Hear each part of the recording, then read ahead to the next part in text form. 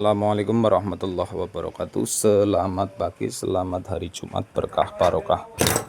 Konten kali ini agak berdurasi agak panjang, tapi bagi siapapun yang ingin menyimak edukasi dari kami tentang cara mencermati puyuh-puyuh kita dalam kondisi sehat atau tidak, bagaimana bila ada gejala dan seperti apa gejalanya dan bagaimana penanganannya. Oke, yang pertama pastinya soal kebersihan. Kebersihan kandang pastinya itu sangat teramat sangat diutamakan. Salah satunya tempat minum, tempat pakan, dan rutinitas pembersihan kohe. Yang sering diabaikan adalah tempat pakan. Tempat pakan itu seringkali tidak sering dibersihkan, padahal itu juga termasuk salah satunya yang penting. Kalau kita ada rutinitas setiap seminggu sekali, jadi salah satu contohnya ini. Jadi nanti ada kayak jamur-jamur sisa-sisa dari pakan yang nempel di tempat makan, itu kalau tidak pernah dibersihkan itu akan menggumpal. Dan setelah menggumpal itu akan timbul jamur, dan kalau gumpalannya itu rontok akhirnya dimakan si puyuh itu sendiri. Jadi harus paling enggak ya ada rutinitas seminggu sekali proses untuk merontokkan itu, jadi tidak sebelum ada timbul jamur. Yang pertama itu. Dan soal kebersihan kohe ada rutinitas yang harus pastinya dipastikan supaya amoniak tidak naik. Dan salah satu kita jabarkan langsung ke penanganannya. Jadi kalau kita sendiri namanya kohe pasti bau, tapi kalau air minumnya dicampur dengan M4 untuk minum, itu bisa dipastikan bau menyengatnya itu tidak ada bau menyengat. Seperti itu. Kita sudah mempraktekkan lumayan lama dan beberapa kali sering banget kita sampaikan perihal itu ke konsumen kita, ke ternak-ternak kita, ke orang yang konsultasi dengan kami seperti itu. Jadi air minumnya dicampur dengan M4 itu sangat-sangat bisa mengurangi jadi menyengatnya itu, dari bau menyengatnya itu. Jadi walaupun bau tapi tidak menyengat. Dan yang selanjutnya adalah kebersihan kandang. Ini salah satu contohnya. Kita juga soal sarang laba-laba dan segala macam, ini salah satu juga yang sering diabaikan. Kita juga komit di kitanya sendiri bahwasanya sarang laba-laba juga menjadi salah satu prioritas untuk kebersihannya. Dan yang selanjutnya, nah ini contoh ini adalah ini untuk kandang ini kapasitas 2.800. Ini sudah lumayan 1 tahun, umurnya udah 1 tahun ini. Dan mudah-mudahan dan ini masih lumayan bagus hasil produksinya. Kandangnya dari sarang laba-laba aman. Dan seperti janji saya di awal,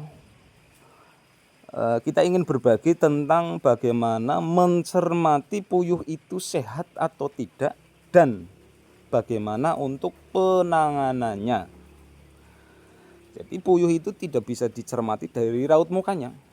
Wah, kelihatannya raut mukanya masih sumringah, giras-giras dan segala macam. Tahu-tahu ada gejala penyakit. Kalau udah kelihatan lesu, itu berarti sudah masuk ke fatal.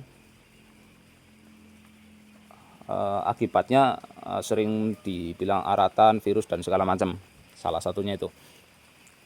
Jadi bagaimana sih cara mencermatinya? Mencermatinya adalah di kotorannya, di kohenya. Kapan kita mencermatinya? Saat kita membersihkan kohenya. Pastikan kelihatan dari masing-masing kotaknya. Pastinya itu. Seperti apakah warna kohe yang sehat dan tidak? Warna kohe yang sehat, puyuh yang sehat adalah berwarna coklat, membentuk, dan ada putih-putihnya. Itu puyuh sehat. Kalau banyak warna hitam, itu ada gejala. Dan warna putih keras itu juga gejala. Dan dua-duanya ini sama-sama penyebabnya dari air. Jadi yang harus ditanggulanginya adalah air. Makanya kita sering banget memberikan edukasi tentang kunci pertama dan utama untuk beternak adalah kita mempunyai kualitas air yang bagus dan lagi cukup.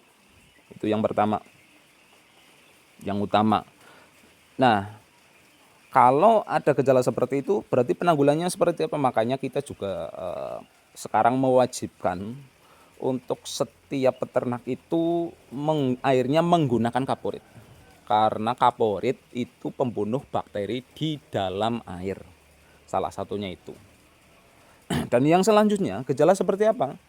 Yang selanjutnya adalah gejala warna kohe berwarna merah seperti pepaya matang. Itu berarti terkena koksi. Dan kalau kita membersihkan kohe terlihat seperti itu, wajib segera ditangani, yaitu dikasih obat namanya koksi. Kita bisa cari obat tersebut di toko-toko peternakan, itu banyaklah di sekitaran daerah kita masing-masing. Terus yang selanjutnya yang lebih parah lagi adalah warna kohe berwarna hijau. Itu berarti terkena kolera. Sama, itu bisa diobati dan kita bisa cari obatnya di toko-toko peternakan di lingkungan ataupun daerah kita masing-masing. Itu diobati dengan koleridin. Dan kalau misalkan sampai terlambat, itu bisa terkena virus. Karena satu kuncinya adalah virus itu bisa datang atau mengenai mengenai unggas kita itu karena mobilitas yang pertama. Yang kedua, itu karena memang ada medianya di kandang tersebut. Salah satunya itu dari beberapa faktor yang saya sampaikan dari awal, itu ada medianya yang menyebabkan virus itu datang. Itu pengamatan dan pengalaman dari kami. Kita bukan berarti sok menggurui, tapi kita ingin berbagi. Bila mana di luar sana banyak-banyak senior yang lebih berpengalaman, monggo kita saling berbagi pengalaman. Dan mudah-mudahan referensi dari kami bisa untuk memajukan, mensukseskan peternak-peternak di seluruh jagat raya. Dan mudah-mudahan apa yang kita sampaikan bermanfaat. Mungkin kurang lebihnya mohon maaf. Bila mana ada kesalahan, kita akhiri. Assalamualaikum warahmatullahi wabarakatuh.